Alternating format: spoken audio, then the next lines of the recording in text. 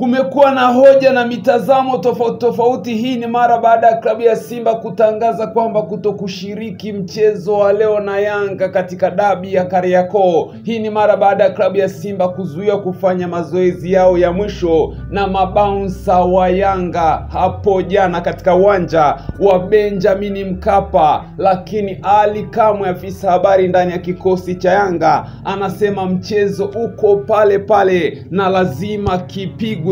Kwa upande wao wataenda uwanjani. Yeye ameandika dabi haina kipengele, tukutane kwa Mkapa.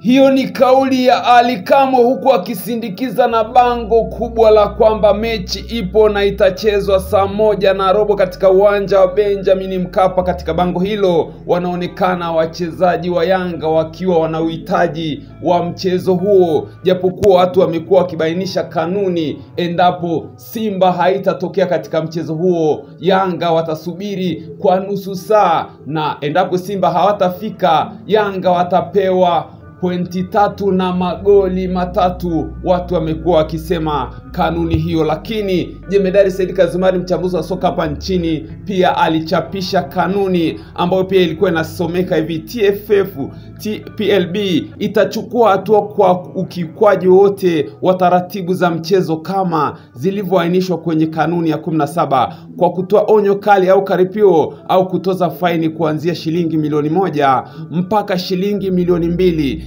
au kufungia michezo isiyozidi 3 kipindi kisichozidi miezi 3. Faini kwa makosa yanayojirudia itatozwa kati ya shilingi milioni 5 na shilingi milioni 10 kwa mchezaji, kiongozi au timu. Hii ni nukuu ambayo inasomeka ni kanuni hapa, ambapo Jemedari Said Kazimari, mchambuzi wa soka hapa nchini, alichapisha. Na hii ni mara baada ya Simba kushikilia msimamo wao kwamba hawataleta timu uwanjani kutokana na jana kuzuiwa na mabounsa wa Yanga kushiriki mchezo au mazoezi ya mwisho katika uwanja wa Benjamin Mkapa kama kanuni zinavyoeleza. Lakini wengine wameibuka na hili kwamba Simba watakosa pointi 3 zitakwenda kwa upande wa Yanga na magoli 3 kama Simba hawatatokea katika uwanja wa Benjamin Mkapa. Je, una mtazamo gani katika hili? Acha komenti yako na subscribe kwa taarifa nyingi zaidi.